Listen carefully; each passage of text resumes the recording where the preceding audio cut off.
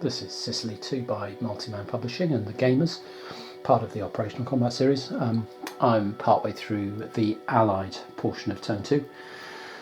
I'd actually filmed a couple of segments on this and then accidentally deleted them, so this is going to be more of a précis than I originally had, but there's nothing I can do about it now. So looking at the Americans and the Commonwealth, the Americans down here have really sort of set up a bit of a perimeter around their Licata and Gela port base.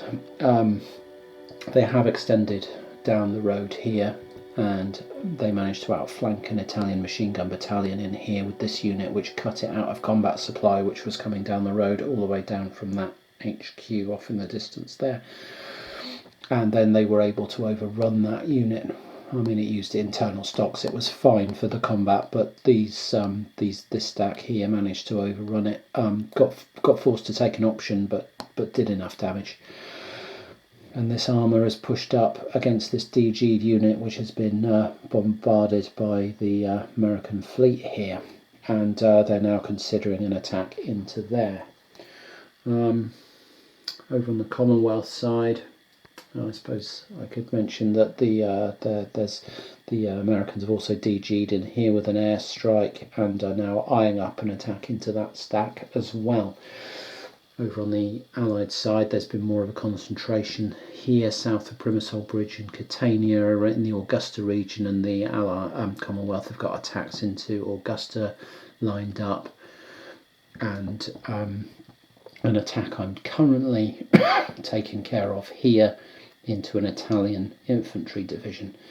So the Allies, Commonwealth, have just paid supply, the Italians have just paid supply, and I just made the surprise roll for that attack, and the Allies did rather well with an 11. So we're about to roll for column shifts and then roll the combat out. In other news, the Allies also had a pretty good turn in the air. They've done fighter sweeps on all the enemy fighters that they could see that cleared the way for the bombing, and caused a step loss on some rather nice German fighters, knocked them off the board because they were already reduced. So that's a fighter unit gone, and yeah, they're having a fairly successful time in the air war, and to be honest, their barrages were very accurate this turn as well. So but they're not going gung-ho yet, because they're still awaiting the arrival of quite a lot of forces here and some ground units from Tunisia.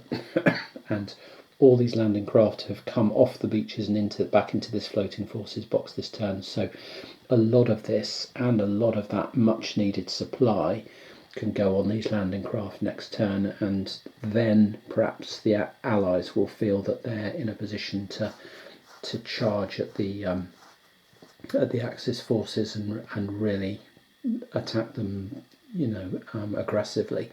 But at the moment, they're just kind of probing and feeling out the defences. Anyway, let's carry on with this combat and see what happens. Okay, here we are. Let's do the column shifts then for the surprise roll. It's going very well, isn't it? So that's 6 column shifts for the Allies. This would normally be, this is very close to rain, and the odds are 3 to 1. So 6 column shifts, 1, 2, 3, 4, 5, 6 is on the 18 to 1 table here, and the Allies are rolling with a +3 because of the difference in action ratings. So that's a 6 + 3 is 9 on the 18 to 1 very close table. Let's have a look. There's a 9. It's quite hard to do on camera. Let's have a look. 18 to 1, 9. Okay, so that is an attacker exploit 4, defender loss 1, option 2. Okay, so the attacker is going to get an exploitation marker, and That's a 3-step defender, and they're going to have to take 1 loss or 2 losses and retreat 1 loss and retreat a hex, or 1 loss and retreat 2 hexes, or 2 losses and retreat 1 hex, or 3 losses and be completely destroyed. Now, that's not as simple as it looks, because if we are here, well, we'd like to retreat in here and protect our depot, but I don't think we can do that because it's in an enemy zone of control, although it might be a negated enemy zone of control. So I'd prefer to take the 2 losses and retreat into here if that's legal, you know, and have 1 step remaining in here, rather than have to retreat 2 and then have an exploiting force here that could attack into here in the reaction phase. We'll have a look at that and come back. So just to continue on with this combat though, then if this unit did retreat into here, the zone of control from this stack is not negated by the presence of these friendly units, so we would take a step loss for retreating into an enemy zone of control. We would also DG the rest of this stack for retreating through it while DG'd, and it would all just be a complete mess. So the thing that we wanted to do, which was to try to pull back into here, is impossible. We've got to take a loss and then 2 options, and so what we're going to do is pull back along and here and continue to block this road while retreating back towards the sort of defensive line up over there. But that was a very, very effective combat for the Commonwealth, and that's quite a powerful infantry unit that's just been sent reeling backwards. So they're happy about that. Now I've got to look at some of the other combats that the Commonwealth, the Allies are weighing up. I think they're both Americans. Oh no, we've got one up here in Augusta to take care of, which should be a cakewalk compared to this, but I say things like that, and combats in this game have a nasty habit of biting you when you don't expect it. So let's see what happens. Okay, just finishing off the combat phase for the Allies in turn 2 of Sicily II, and the Americans made an attack into this German defending stack here, got a very good result, although it looks like they didn't. They did have to take an option to retreat, but they caused a loss and an option. The Germans didn't have to take the option because the Americans exercised theirs, but they did have to take the loss, and their lead unit was the powerful 7 combat factor 4 AR anti-tank gun unit, the very passive one, but very powerful. And so that's knocked out a key defensive unit through here and opened up the road a bit, because the stuff that's left in here is quite weak. So that was a pretty good result for them actually, although it looks a bit of a trade-off.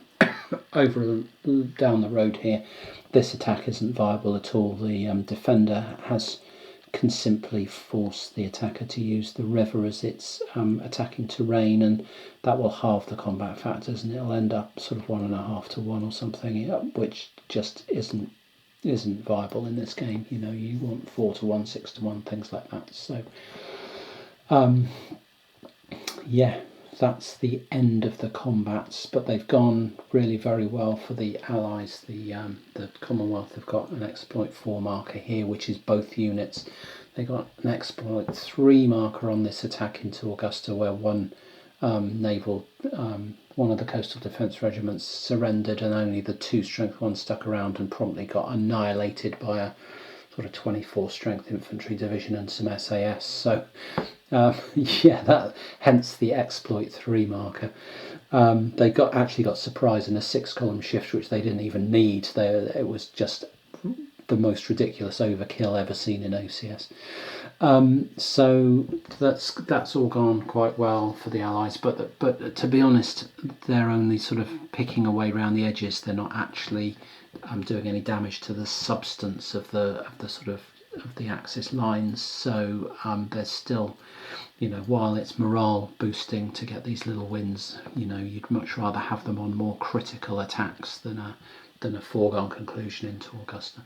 Anyway, what else? Oh yeah, I'm rather regretting not moving this HQ. The British HQ would have been far better placed in Syracuse. Firstly,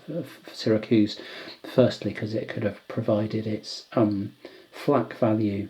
You get a +2, I think, on your flak for an HQ in the hex, and that will be useful in defending Syracuse against bombing. And secondly, because it could have been using its engineer capacity to boost this and repair it back up to its full port capacity, which would be really nice for the Allies as well, certainly for the Commonwealth. But I've forgotten to do that, so it'll have to wait till next turn, and we'll just have to hope that Syracuse doesn't get bombed in the meantime. The only other thing to mention is that the Americans, for some reason, are dreadfully short of supply. I mean, really, really short of supply. They spent 5T doing this attack into here. And I was scraping around to try and find it, and over here there's about a supply point and maybe 1T or something, but they've got very, very little left.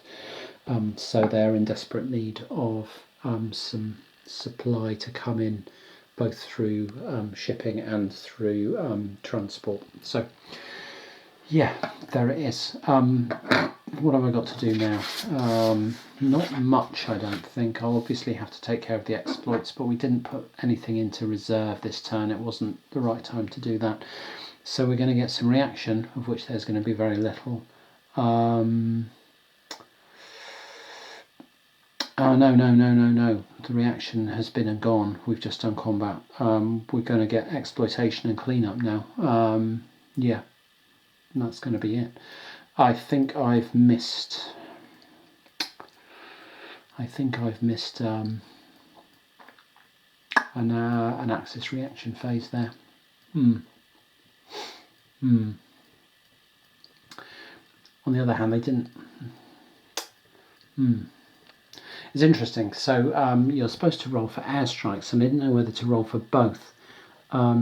So in a turn, would you roll for the airstrikes for both right at the start of the turn, and that includes your reaction phases? I assume that would be the case. So I might have just made a bit of an error there, because I didn't think the Germans had any ground strikes, and yet I should possibly roll for them and give them ground strikes. But then would they have ground struck the thing that was going to do the attacks, given that they wouldn't have known that those attacks... yeah, all a bit irreparable, I'm afraid, on that front. So I'm just going to give the Axis a roll for its ground strikes now.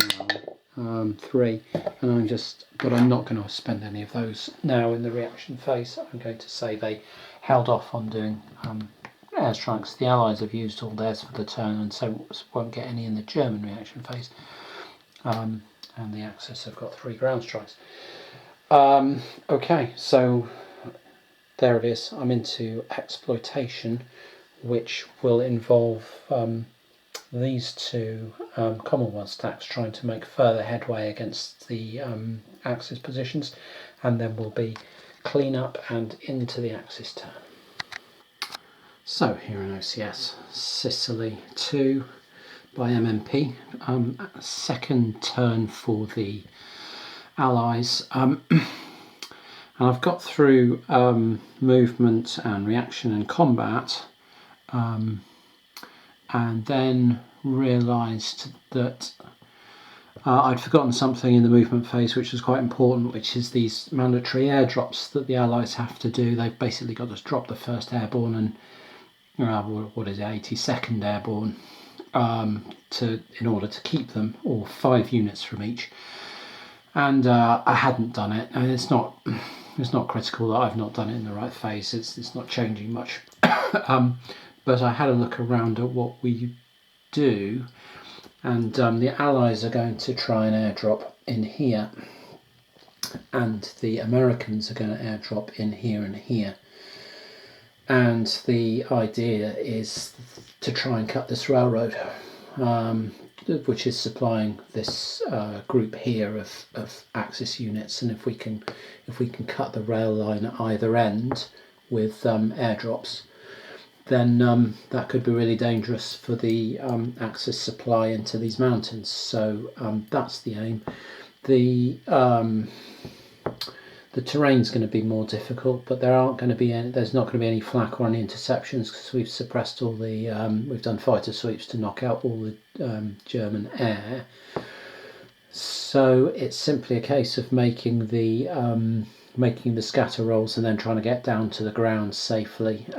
So I've got this piece of housekeeping to take care of to see how we end up with the Allies airdrops, and then we're pretty much done. I've done, exploitation combats and exploitation movement. There were just a couple of Commonwealth forces. This infantry division here was able to get out of Augusta using some exploitation movement, and similarly there was a combat in here that this stack were able to do and knock out some stuff holding a depot here, which managed to blow the depot mainly, and the Commonwealth captured a whole 1T of supply out of 3.5 supply points, which is what, 14T.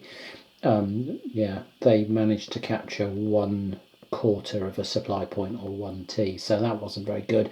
The Italians blew the dump, and they've got a wounded, a damaged infantry division retreating back here, which now doesn't really have a supply source. Other than that, it's been a fairly cautious turn to by the Allies, both the Commonwealth and the Americans, just sort of consolidating, ready for more forces to come on. Anyway, I'm going to do these airdrops and see how they go, because this could be quite